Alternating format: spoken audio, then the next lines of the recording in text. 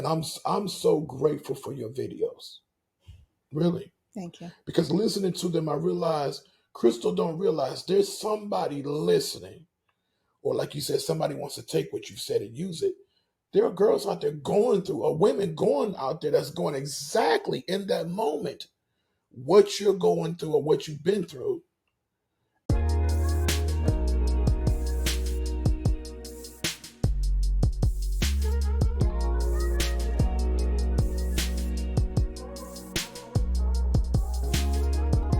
So welcome to the Unique Conversations with Krys podcast. I have a very unique situation today. I have my first male guest today, Mr. Seth Hemphill. I've known him for years. We've worked together for years. And based on some of the things that I noticed in some of the conversations that I've had outside of the podcast, I felt it would be good to get to understand the male perspective on a lot of the topics that I discuss here.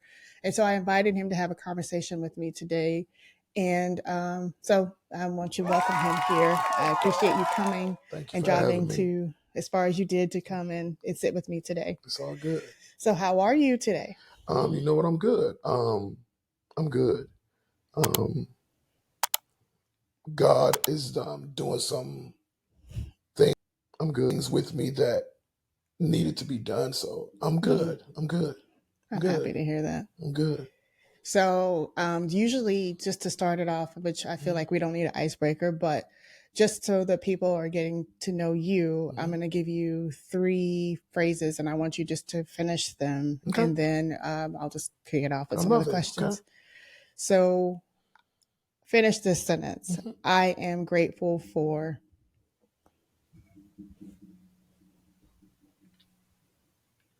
Okay, so I don't want to spiritualize it, but I'm most grateful for knowing who the Lord Jesus Christ is. I'm grateful for being alive these 63 years. And I'm grateful for the things that he's brought me through. Mostly pain and pleasure. I'm grateful. So, and I'm grateful that, I've been a wonderful marriage that for 28 years to my lovely queen and my wife, Michelle. I want to mention that for sure. Just when I had to get in the doghouse. You didn't put that out there. So you didn't tell you're not grateful for me? Exactly. So 28 years, will be 28 years this December, but I'm grateful. Yeah, I'm grateful for, that's what I'm most grateful for. Good. My biggest lesson was? Oh, wow.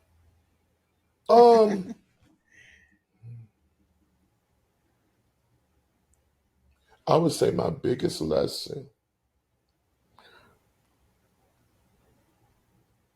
in life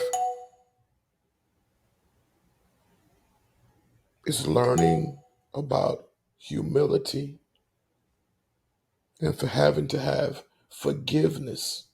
And with that forgiveness has to come with forgetting. Because when you forgive, you have to forget to the point where God tries to bring us to forgive the person even to the point where as if they never even offended you. That's tough. It's very tough, but there's freedom in it.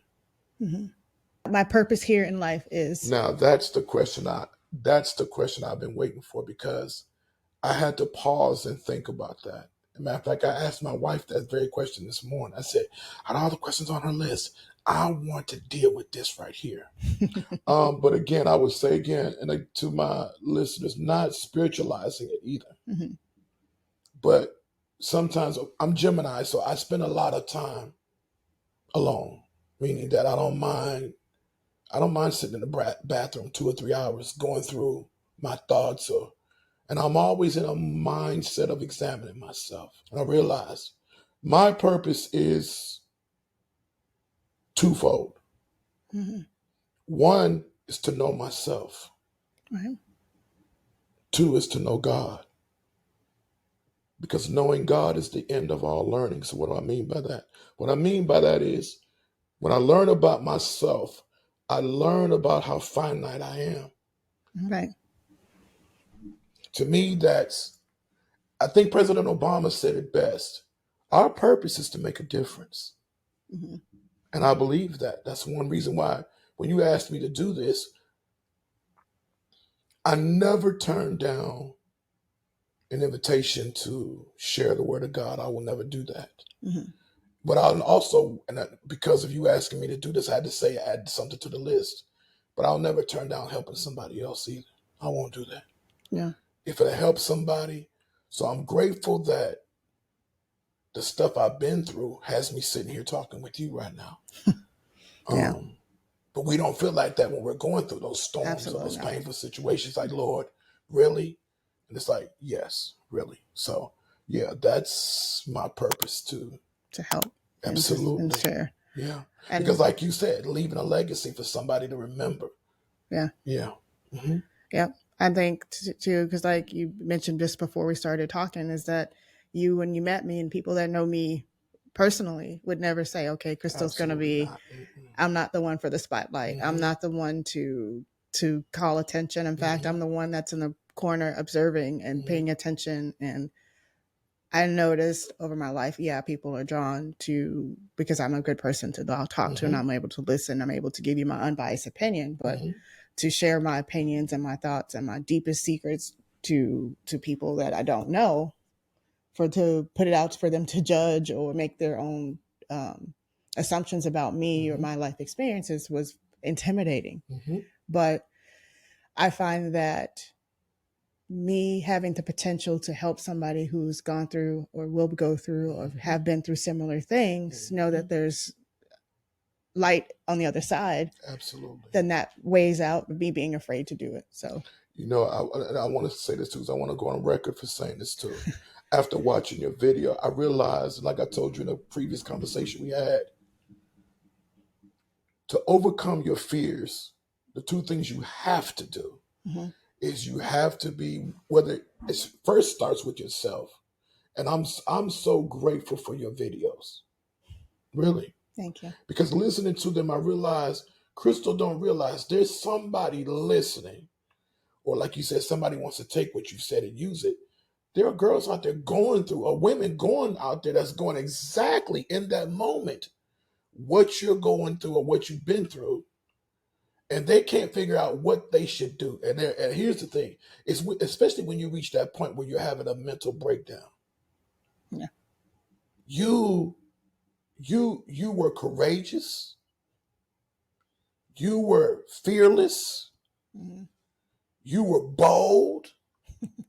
But I say again, you have to be transparent, but you have to be vulnerable. Yeah. You have to accept the fact that I may be vulnerable, but it's serving a purpose. And you said something I thought was curious. It doesn't matter what people's judgments are. It only matters what God has to say about it. Because sometimes people in their judgment is just absolutely wrong. But I applaud you. I watched the video. I think I might have cried. One moment you said something that wait a minute, what? The ham sandwich? What? But again, it happens in people's lives, and how you deal with that matters. So again, I'm proud of you. I'm proud of what you did and what you're doing. Really. I mean, I need you to hear from me because I never got the chance to tell you about that. Yeah. But yeah, I'm Krys to you. From knowing what you were when you first came to that Bible study to where you are right now. Wow, I'm in awe. I'm in awe of you, honestly. I appreciate that. For sure. I think you might be one of the first guests that makes me emotional. So well, yeah, it was moving. So thank you, and thank you. Yeah, You're welcome. Brunch is a time to relax, unwind, and enjoy great food with friends and family.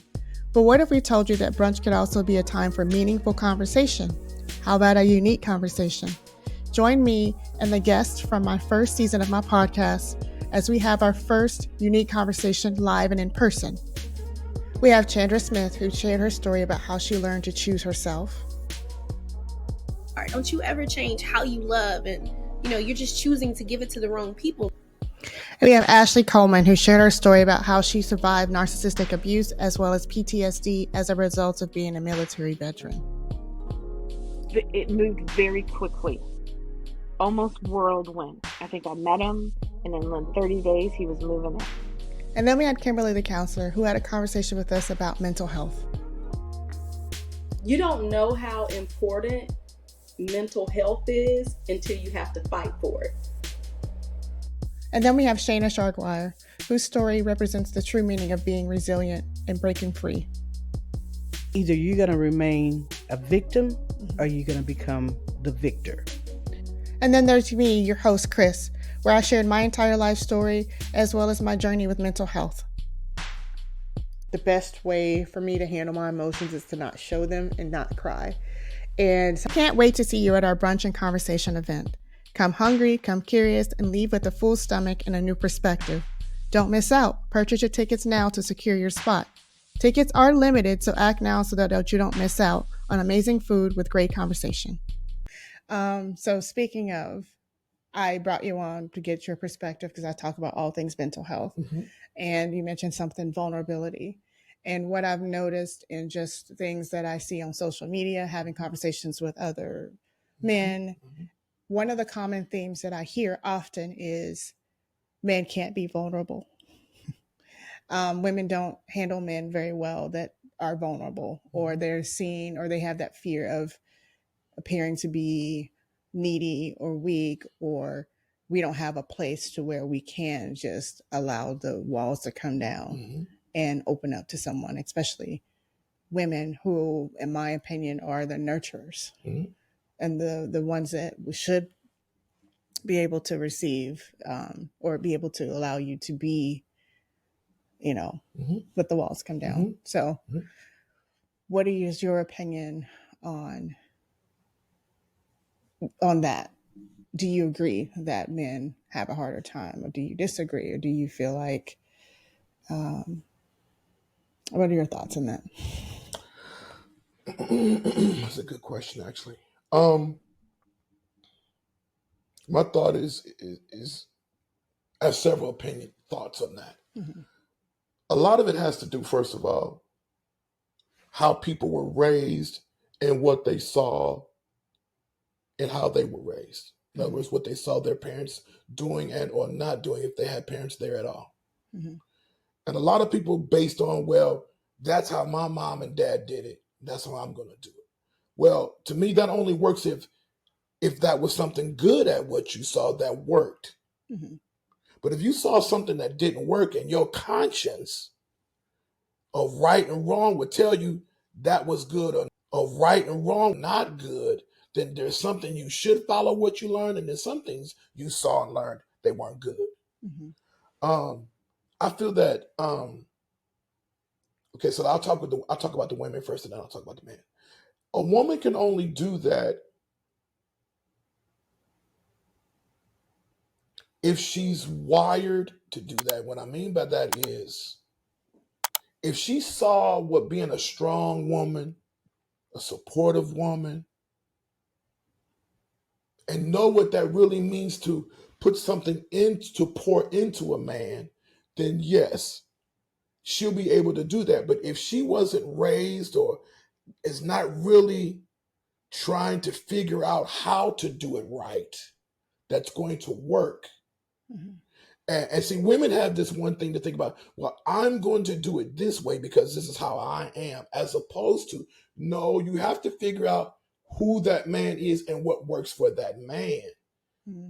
There's a difference between the way you want to do it and what his need is in you doing it. There's a difference. So it's knowing that man and how he operates and how he functions and what works for him. And then you go about doing that. So we're all different. It's knowing your man and or knowing your woman. And as far as the man goes,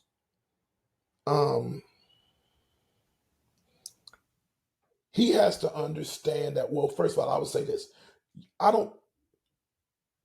You might have to direct it to another kind of dude. Me, I'm sensitive.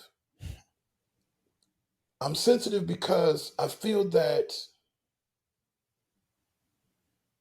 when the woman says a man doesn't communicate, he doesn't share his feelings, well, a lot of times he does it because when he tried to do that, he was shot down, or the response he got wasn't really the response he wanted, as opposed to being able to communicate to that woman by knowing yourself about communicating that in a way that's going to be receptive of her, for her to understand where he's coming from. If I'm making it, I don't know if I'm making any sense. Yeah, it does. I'm processing and thinking, because as you said, that one statement, it's not, women approach it from how we would want to be approached about an emotion.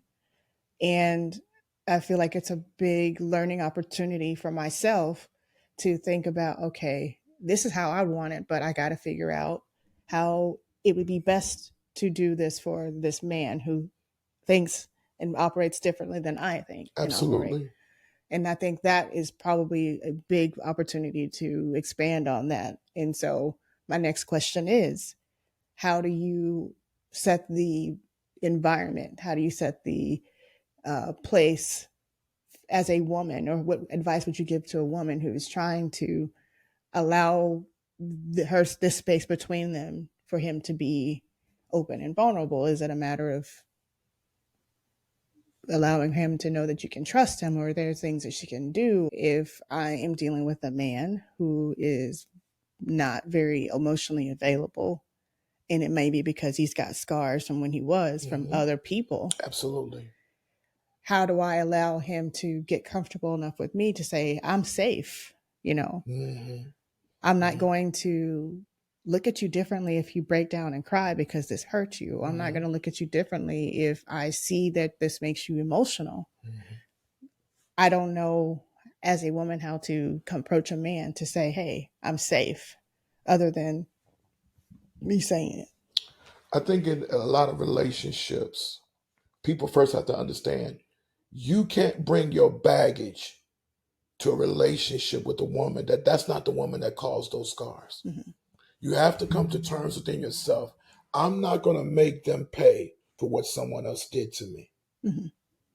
You also have to understand is, if you're going to go into this relationship, what are you going into this relationship for? What's your end game of the relationship?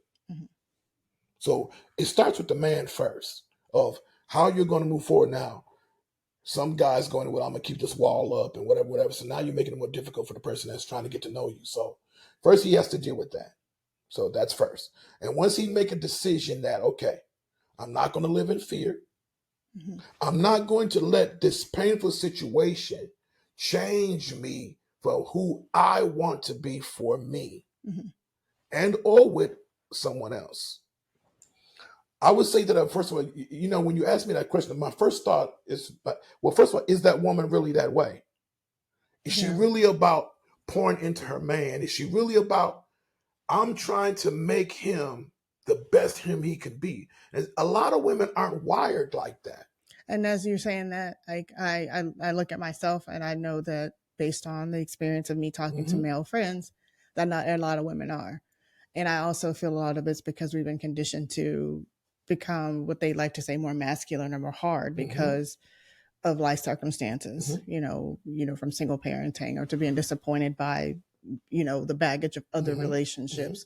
So we kind of will put on this mask or this facade that I'm tough and I'm rough and, nothing gets to me, but it's our nature. It's not our nature to be softer. Now we can put up a mask and pretend that we're not, but at the core, I feel like we are soft and gentle, just like I feel like men at the core. They just have to get to that. But like you said, I do feel like with the culture, with life experiences, with things that I've heard from women, it's sometimes hard to maintain that. And I'm going to use myself as an example, maintain that softness, that femininity to be open, because there are people that will manipulate and take advantage of that from you. And so, of course, after being burned or hurt so many times, you want to flip the opposite. I want to stay. You're saying something so good. It's really so good. We could really be here for a while. Women sometimes, but see, a man has to also understand some things too about a woman. Woman, most of the time, again, I'm not generalizing it, and I'm not belittling, and please don't take it this way, but women operate from their feelings. Yeah. Men have feelings. Men are more, and I really don't like to say where men are taught to be a certain way. No, men make choices to be a certain way. Right. Because I don't have a problem, but I'm a Gemini too. But I don't have no problem with communicating. So if you ask me, I'm going to communicate it. But a lot of times, what we need to understand in relationships when you're dealing with issues, there's a difference between the individual dealing with the individual and dealing with the issue. I think you asked me, how do I solve certain things? I've learned because listening to some counseling things on Instagram. I listen to what other people have to say. I like to read. So I'm reading, trying to better me. Or my wife will watch certain shows. And like I told you the other day, y'all looking at these Married to Medicine. Y'all are looking at these couple shows with therapy as entertainment. I don't look at them like that. I look at them like, do I see myself in somebody? And our relationship, I think my wife used to watch some show. I forgot what the show was that dealt with couples. I forgot what it was. But I'm looking to see, is that me? Or when I see someone else going through it, okay, how did you overcome that issue? Because I'm here right now and I'm trying to figure out what I need to do. So I'm looking at it for always, how can I get better with me and how can I get my relationship better? But then I had to also understand, but I have to understand my wife and how she's wired. There's a difference between, and God told me this the other day, there's a difference between, we have to understand our minds. There's a difference, somebody said it best. There's a difference when you have an expectation of someone as opposed to what that person really is. Yeah. I agree. If you go into a relationship now, the question is, are they growing together or are they growing apart? So now when you're dealing with an issue, so sometimes we have to understand in relationships, there are going to be these disagreements, but at the same time, I just, like somebody shared with me, instead of arguing with your wife, are you attacking her or are you attacking an issue? So I have to sometimes say, hey, baby, to get her to communicate to me, because I believe in the soul of a woman. I do. Y'all have a sensitivity that we have a degree of, but like you said earlier, your femininity and your sensitivity, nothing matches that about a woman. So there needs to be this, but both have to realize their role. Because you spoke about a female being masculine. It's not that we don't want the woman to be more masculine or equally masculine as we are, because it's not designed that way. It's not meant to be that way. But what it is meant to be, there's meant to be a complementary where you can still blend. God designed it where you can become one. It's just a matter of, are you willing to enough to say, I see how I can do better, how I want to do better. And getting that, so you spoke about how do you get that man to lower his walls? By especially being there in those painful situations where he can say, I'm comfortable enough and you're still going to respect me and still look at me as strong as I am, even in my vulnerability, even in my weakness. You don't see me no other way. Matter of fact, you see me, you admire me more because I was able to do that. And I can trust you, most importantly, to not throw that back up in my face when you get angry with me. See, a lot of times people do that in relationships. That's something you should never do, because that'll tear a man down instantly. If you throw it back up in his face in your moments of anger, or to use it against him after a breakup, see, that makes a man feel like, you know what, I can't do that, because I've been too many times where I've done that with a woman and it bit me in my behind, so I can't do that anymore. So when everybody has to accept a level of maturity about themselves that they want to obtain or attain, and it's ongoing. But when you invest that in each other, and vice versa, a woman should be able to feel with her man, I can let him in this space and I'm still safe with him. Yeah, I think that's for me, for a woman, a man that makes me feel safe is one of the main drivers of me being able to connect in that relationship. Absolutely. because if I don't feel safe, then that means I can't be vulnerable, or it means that I'm not able to show up as authentically as I can in that relationship and allow me to show up like with your expectations of it, someone that's willing to communicate. If I don't feel safe, I'm not going to communicate. I'm not going to let you know when this is bothering me. I'm just going to let things get to the point to where I get upset and just walk away. Absolutely. But there's a whole lot that you said in that, because it sounds like communication is important when it's trying to communicate, when you're trying to create that connection with allowing both parties to be vulnerable with one another. And it's also, you said something about expectations. And I feel like expectations is a huge thing in any relationship, even if it's with your significant other, friendship, employer. If I have an expectation, especially if it's unexpressed. Now that's the key right there. Because I could be like, oh, well, my expectation is that when, I go out with this person, that they're supposed to do this, this, this, and this. Or my expectation for my next relationship with this person would have this, this, and this. But if I don't say these things or make it known, then how is this person supposed to know that this expectation's been set on him? Like when you start a job, your expectation is show up at this time and leave at this time, do these roles, do these jobs with while you're here. The same thing with relationships. Absolutely. You're onto something really. The other thing with that is a lot of times people get in a relationship, and again, I still want to address this one issue you got about mental health too, men's mental health, that we have to understand, okay, once it's been determined what you're in this relationship for, are you in it for the short term or the long term? Well, the expectation should be, is this short term or long term? A lot of people are like, well, I'm going to do this expectation long enough to get what it is I want. Then once I got what I want, now I'm going to flip it and be who I really am. No. Either you went into this long term, and the problem is a lot of people, when you make that statement, I hope I'm answering your questions. I really do. There's a difference between hearing and listening. Yeah, it is. And the thing with some men is when that woman is talking to you, you're listening, but are you hearing?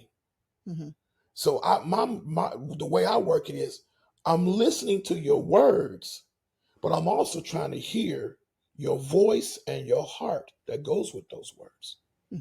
They have to line up. So, and I'm not always good at that. Don't get me wrong. I'm not saying I'm a professor and I got it good, because my wife will watch and says, well, you do that sometimes, but you don't do that all the time. And she's right, but I'm making an effort to do better, especially when I know she's in that moment. It's like someone says, hey, back up, bro. She needs you right now. And you need to lower your defenses about you and listen to her. But a lot of times she'll always hear me say, well, and what we have to understand, that works both ways. A woman has to also stand this. If this is what you want from your man, this is what you want your man to be, but then you also have to be that to your man, or for your man, when you want him to be a certain way. Yeah. So, like I said, there's a level of maturity that must be in a relationship. But yeah. So, I agree. I feel like you said we could talk about relationships and all the ins and outs, like this whole thing. It's been hours talking about that, and there's room for more discussion about that. But you mentioned something that caused me to have another curious question about. You mentioned that you have gotten to this level of maturity to understand that when you're hearing your wife, you're hearing what she's saying versus listening to how her tone is or her anger. How did you learn to, because I feel like that's a skill that's developed over time. What steps did you take to get to that place of maturity? Was it therapy? Was it counseling? Was it just experience in life? I guess walk me through that process. Well, first, pain. Okay. And again, I'm not spiritualizing, but it's still a fact. The Bible says, from the abundance of the heart, the mouth speaketh. And when you're in a relationship, if somebody's constantly saying the same thing to you over and over and over again, then either that's one or two things. Either that's something I need to listen to, or something that needs to stay in the past and not be brought up anymore. Okay. But I'm the kind of person, I don't mind, and I don't shy away from confrontation, but I also feel like it can be a confrontation, but I don't have to be confrontational. Right. I don't mind dealing with the hard conversations that I love dealing with the elephant in the room. I love dealing with that because you have to, because like my dad said, grown-ups should be able to talk about anything, even the elephant in the room. Let's just put it out there and talk about it. But it took time. And listening to, like I said, watching other people and what they go through and their marriages. I listened to Bishop T.D. Jakes, Serena Jakes, Model Homes 1 and 2. But I'm always listening to couples therapy. What can I do better about me? Mm-hmm. Because a lot of times we feel that, well, I'm trying to make this other person change. Well, I realize you can't change other people. No. If they don't want to change, you can keep talking it and doing it, and they're not going to change. So when you accept the fact that the only thing and the only person that really needs to change is me. Yeah. Now, if this doesn't work out, then it doesn't work out. But I'm still going to be who I am because what? I'm going to be satisfied with me. I have to be satisfied with me. But at the same time, even at 63, I don't have it all right. But one thing I can say and stand before God and say, I tried to always get better. Yeah. You're always continuously growing, learning. Yeah. And it sounds like you glean information from good sources. So absolutely. You say Bishop Jakes. Obviously, he's, well known for his ministry. You mentioned counseling. What is your opinion? Do you feel like everyone should at some point see a therapist, a counselor, a spiritual advisor at some point in their life? Therapy. Black therapy is a tool yeah. that everyone should have in their toolbox. I'm leaning into wanting to understand, because I say that and I see that there are women that are open to it, but then I notice that more men are like, I don't know. And I'm going to go as far as to saying Black men or men of color, I don't know that this person sitting across from me can have the same experience or know what it's like to walk in my shoes. And so what can they tell me other than, yes, I lost someone and it hurts and I can deal with that. But there's other levels to that, absolutely. Especially. And I know I can't speak for a Black male, but I can speak from a Black woman, that it's important to have someone that can understand my journey. But for me, in your opinion, do you think it's a tool that every Black male or man of color or just men, period, should have in their toolbox to get to a maturity level like where you've achieved? Yes. Now that you said that again, and thank you because there was so much I want to say about it. So my answer is yes, but you have to keep in mind, you have to go to the right individual. Yeah, I agree. Some people are only in it for the money. Mm-hmm. When it comes to Black men, I think men, period. Mm-hmm. The reason why some men don't, because they don't want to be told that they're wrong. Let's just be honest. Yeah. You don't want to be told that there's a better way to approach this and you're going about it the wrong way. Mm-hmm. So, but you have to come to the place and say, you know what? I want the help for two reasons, for me and for my relationship. Mm-hmm. When a man takes away the priority that the end game and the end goal is to keep and maintain the love, unity, and harmony in your relationship, primarily marriage, that I'm going to do whatever it takes.